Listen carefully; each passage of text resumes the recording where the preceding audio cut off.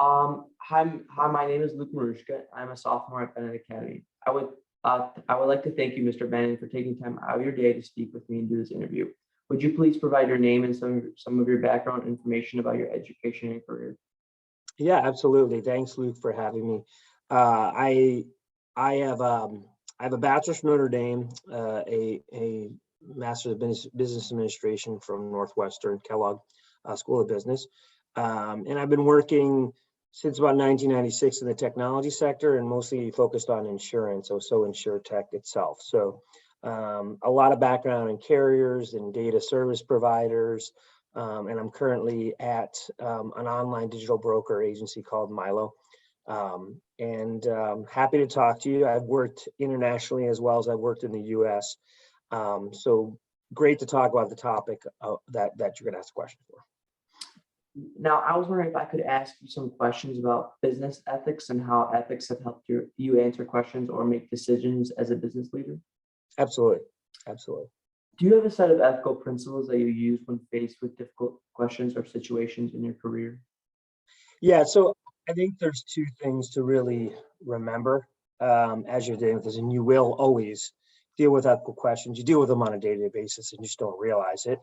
And in business, it just becomes more of the risk to the partnership or the corporate entity you're in. I think one thing is integrity. Integrity always follows you, whether it's with friends or whether it's business colleagues. You know, karma is not accidental and people's memories are long. And it's really important to remember that because you may see people later on there, you know, it's important what you kind of reap is what you've sown. And I think the other thing I go by is doing the right thing is never wrong. It's kind of a little bit of a cliche, but it is really important when you start to cut corners or start to do things. Eventually those things do catch up with you. I've seen it many times over in business, and you lose the margin and the cushion and the insurance of what you do when you erode that and you don't really take the right ethical approach to dealing with either a customer, with your own employees, et cetera. So those are two things that I really think about on an ongoing basis when you think about ethics. Would you be able to provide an example of a situation in your business career that you faced in which you applied these principles? Yeah, so I've done international business, and I've done business actually in China itself.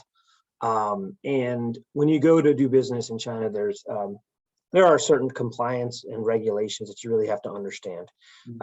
So you know the culture is different than our U.S. culture.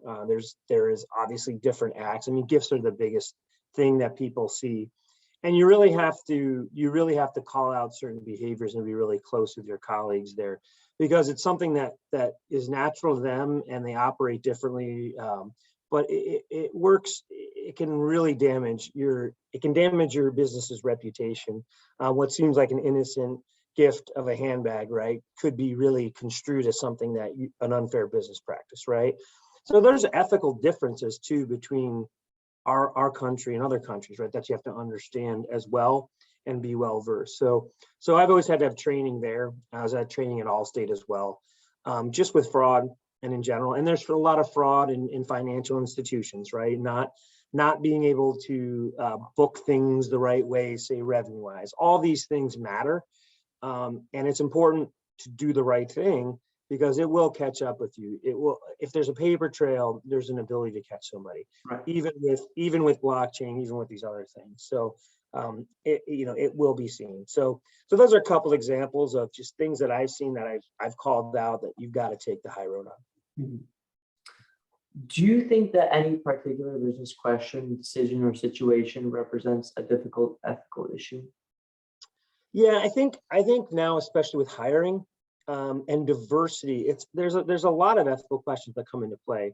Is how do you do the right thing in creating a diverse workforce, sort of in this new kind of awoken place? And when you're hiring somebody, how do you not look at any of the things that are discriminatory, but look at the individual himself, but still balance that notion for wanting diversity? So that's one that I think a lot of business leaders are challenged with today, because I personally believe in a ton of diversity, and I think it's better for the team. But at the same time, if somebody is more qualified, it always creates an ethical dilemma for an individual or a person hiring. And you have to manage those risks. I also think how you communicate on a daily basis is, and how you ethically do that in this environment has become more and more important, because people maybe it's not a compliance issue with ethics, but people's own opinion and psyche, they're listening to different things, and they don't want their leaders and their business leaders to have formed opinions that then make them feel defensive.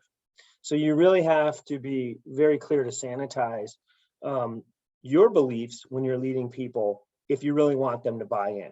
The closer you get to people, obviously you can share more, and it becomes less of an ethical issue because you have more of a relationship. But even then, still, there's boundaries to how deep you should go in certain situations with your employees in those. So those are some of the challenges I think new leaders, your generation, will face. I think your generation is more, and even saying that, talking about generations even becomes, is that ethically correct? But I do think there are differences, and it's understanding the nuances between those. So that's even an example in there. Your generation saying that is not ethical boundary. So anyway, those are some of the things that I think about when I think about that. Okay, well, thank you for that. And lastly, do you have any advice that you could provide for me as I think about ethical issues that I may face one day in my career?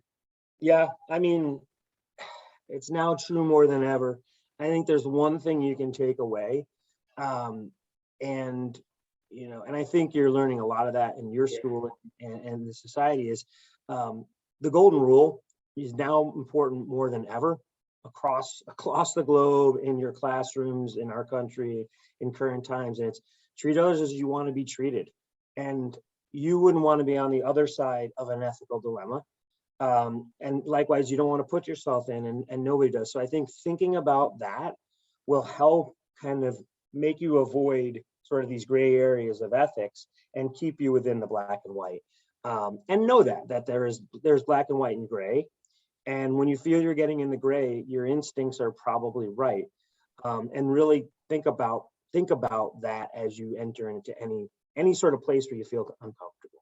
So, and I think you'll be there. And there's places where it's clearly white, and there's places where it's a little gray, and there's places where it's black, and you want to stay away from the black, and know that as you go along. So, well, Mr. Bannon, those are all the questions. Once again, thank you for your time. This has been very helpful.